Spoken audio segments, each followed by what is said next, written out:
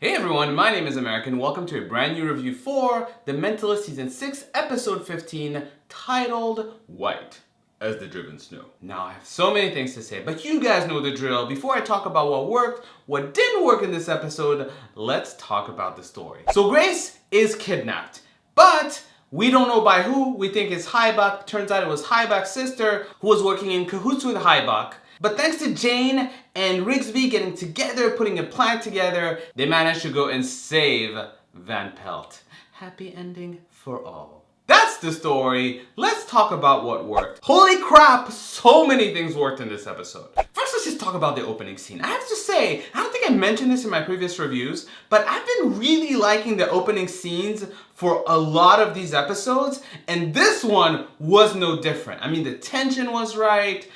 Cho and Rigsby running to the room, and I was like, ooh, this is gonna be a good episode. Opening scene, done right. Also, and I don't say this enough, I like when the villains are actually good villains. I mean, I know that Richard Highbuck was a weird character, but William Mapother, who was the actor playing Richard, he was really good. I mean, he was so good that at some point I was like, maybe it's not him. I mean, it just felt like, I don't like you? But I don't think it was you, but it turns out it was him. But still, that's how good he was, because he made me doubt him. So, really, really, really good villain. And that kind of made the episode a little bit more interesting to watch. But you cannot skip over the brilliance that was the teamwork in this episode. Because I thought the CBI members were awesome, the FBI members were awesome, everybody was working together, Patrick Jane was being super quick, and, you know, I just liked everyone. Everyone was on point. Everyone was given roles and parts. It was just all melding together pretty well. So, teamwork, well done, guys. Well done. And you gotta give it up to Jane. Jane has some good plans, but this was a really nice plan. I mean, I honestly was like, why are you guys doing this? I mean, this is not working. And the gun is on the floor. What? Oh. Okay. Good plan.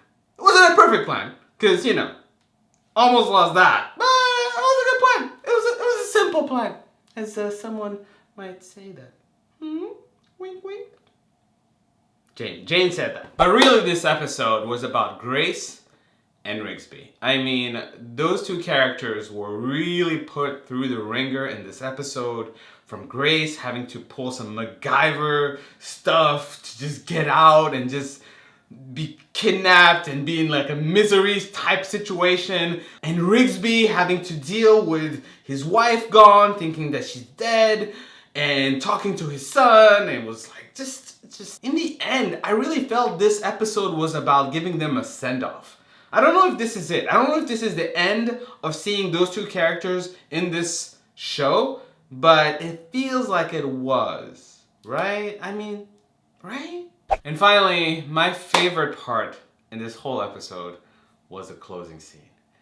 Jane and Lisbon walking together, just the whole classic banter of, you should have told me your plan, you're lying to me, I apologize. It was just the kind of stuff I like. I thought it was pretty cool. I thought, that's the Mentalist. That's the Mentalist that I know. It's not even 2.0. That's just classic Mentalist. And it was good to see it. Finally. Anyways, now let's talk about what didn't work. Psych! There's nothing that didn't work. I really like this episode. I mean, I really, really, really like this episode. So really, fundamentally, nothing didn't work. But I think there are a few things that were a little bit confusing. So, I'm gonna bring in WTF. Now, in the WTF section, there are a few things that I didn't quite get. I was like, what is that? You know, when Van Pelt was trying to, like, free herself and Hazel noticed and she went to go get the tape, she put her gun down. And as far as I remember, I don't think Van Pelt was, you know, attached to her chair. So why on earth didn't she, like, jump on her or do something? Or try to get the gun? I mean, she's literally putting the gun down and walking away. Was she attached to the chair? I don't remember that. Was she? I'm not sure. Let me know. Comment below and let me know.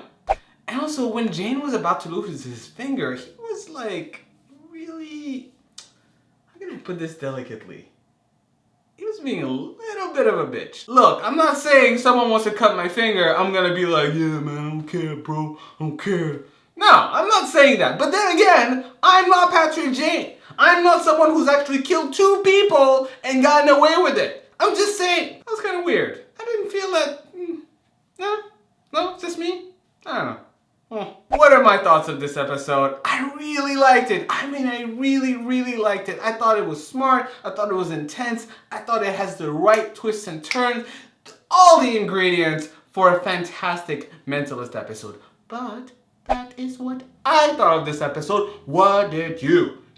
Yes you! What did you think of this episode? Comment below and let me know. If you like this video, make sure to hit that like button. If you're new, make sure to subscribe so you can see more of these Mentalist videos. Thank you so much for watching. Until next time, bye. So, Rigsby gets shot with a shotgun. Down. And then he gets shot with a gun. Down. Still gets up!